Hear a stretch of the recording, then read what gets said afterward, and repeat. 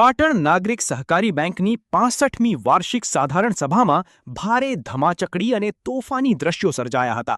આ અંગે બેંકના પૂર્વ ચેરમેન સુરેશભાઈ પટેલે વિરોધીઓ પર આકરા પ્રહારો કરતા જણાવ્યું હતું કે બેંકના 60 વર્ષના ઇતિહાસમાં ક્યારેય આવો હોબાળો થયો નથી। કેટલાક તત્વોએ પોતાના પાપ અને કૌભાંડો છુપાવવા માટે જાણી જોઈને આ તોફાન કરાવ્યું છે।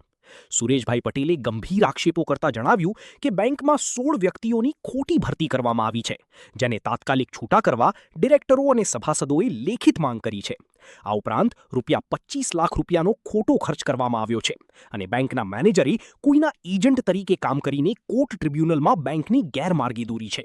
તેમણે વધુમાં ઉમેર્યું કે સામેના પક્ષે ચૂંટાયેલા 7 થી 8 ડિરેક્ટરો હાલ તેમના સંપર્કમાં છે અને આગામી સપ્તાહે યોજાનારી ચેરમેન એમડીની ચૂંટણીમાં તેમના ટેકાથી જ બોર્ડ બનશે। આ ન્યાય સામે રજિસ્ટ્રાર, રિઝર્વ બેંક, આરબીઆઈ અને હાઈકોર્ટ સુધી કાયદાકીય લડત ચાલુ રહેશે અને ખોટું કરનારાઓનો પરાજય થશે। આજે બેંકની 63મી વાર્ષિક સાધારણ સભા હતી। બેંકના 60 વર્ષના ઇતિહાસમાં આ પહેલાં કદી આવી ધમાચકડી થઈ નથી, પરંતુ રાવણ મરાયો પણ રાવણના અમુક વંશજો જીવે છે અને ખોટું કરવા ટીવાયેલા છે। એ લોકોએ એમનું ખોટું છુપાવવા માટે આજે તોફાન કરાવ્યું, ઊભા કરી કાઢ્યા। કેમ કે એ લોકો 14 વ્યક્તિઓની 14 અને પાછળથી 16 વ્યક્તિઓની ખોટી ભરતી કરી છે। એ પાપ છુપાવવા માટે અમારા ડિરેક્ટરશ્રીઓએ અને સભાસદોએ લેખિતમાં આપ્યું છે કે આ ખોટી ભરતી કરી છે, એ 16 જણને છૂટા કરો। બીજું, જે અમે એજન્ડા હતો કે 25 લાખ રૂપિયા એ લોકોએ ખોટી રીતે વાપર્યા છે, એનું શું? બીજું કે આ ચૂંટણીની અંદર મેનેજર કોઈનો એજન્ટ હોય એ રીતે કામ કરીને નોમિની કોર્ટમાં, ટ્રિબ્યુનલમાં અને ઉપર જઈને બેંકને ગેરમાર્ગે દોરી છે અને આજે ખોટી રીતે નાત જાતના લોકોને અંદર લડાવવાના ધંધા કરી રહ્યા છે।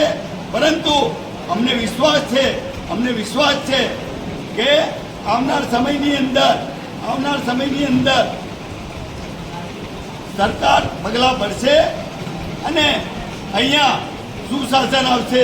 ચૂંટાયેલા નવા તમામ 15 ડિરેક્ટરોને મારી શુભેચ્છાઓ છે। બીજું અહીંયા તમારી સમક્ષ કહું છું, જે સામે પક્ષે જે અમુક ઘરના લોકો ચૂંટાય છે એને વાત કરતા સારા પણ ડિરેક્ટરો છે, એ લોકો મારા સંપર્કમાં છે અને કદાચ આવતા અઠવાડિયે જ્યારે પણ ચેરમેન એમડીની ચૂંટણી થાય એ વખતે અમારા ટેકાથી ચેરમેન એમડી બને તો તમે નવાઈ ના માનતા। આ પણ એ લોકો અમારા સંપર્કો છે,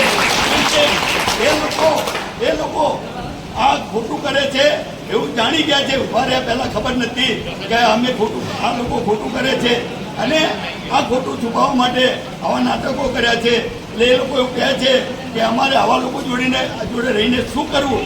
આવનાર સમયની અંદર અમે રજિસ્ટ્રાર, રિઝર્વ બેંક અને જે સહકારી સંસ્થાઓ છે, હાઈકોર્ટ સુધી પણ અમે આ વિષય લઈ જવાના છીએ અને અન્યાય સામે અમારી લડાઈ ચાલુ રહેવાની છે અને આ જે ખોટા રાવણો છે એ રાવણોનો નાશ થશે।